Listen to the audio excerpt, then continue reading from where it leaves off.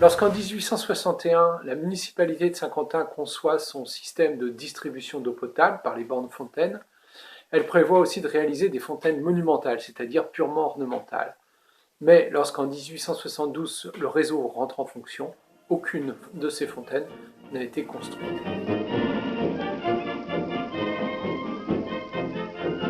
En 1869 et 1874, l'industriel Louis-Robert de Massy, en mémoire de son fils et de sa femme décédés, offre à la ville de Saint-Quentin de l'argent pour réaliser 2 fontaines.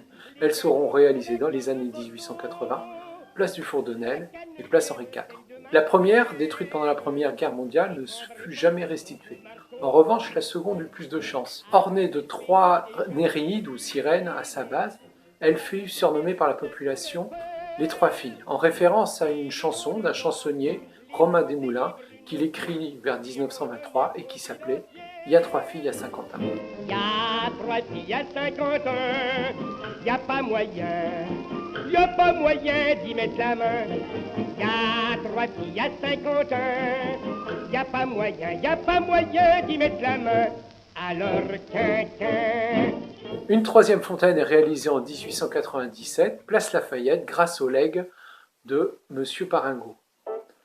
C'est un piédestal qui porte le buste du bienfaiteur, fontaine qui sera détruite pendant la Première Guerre mondiale et qui sera remplacée par une colonne beaucoup plus sobre, ornée de quelques céramiques art déco.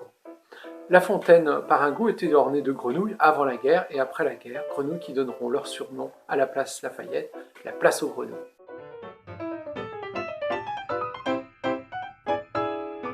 Une 4e fontaine est créée en 1913 aux Champs-Élysées grâce à nouveau à un legs, le legs Gerbini de Vasson. C'est le sculpteur Corneille Tennyson qui la réalise, elle est à la gloire de l'agriculture. Cette fontaine, rapidement surnommée la Vache par la population, disparaît en 1966 lors de la construction du Palais des Sports. Une 5e et dernière fontaine fut réalisée en 1935 sur le square Romain Tricotteau. Il s'agissait de vasques, 7 vasques qui ceinturaient un kiosque de style art déco et portant un médaillon à la gloire de Robert de Massy. Malheureusement, le kiosque et ses vasques ont été supprimés lors de l'aménagement de l'échangeur de la voie rapide dans les années 70.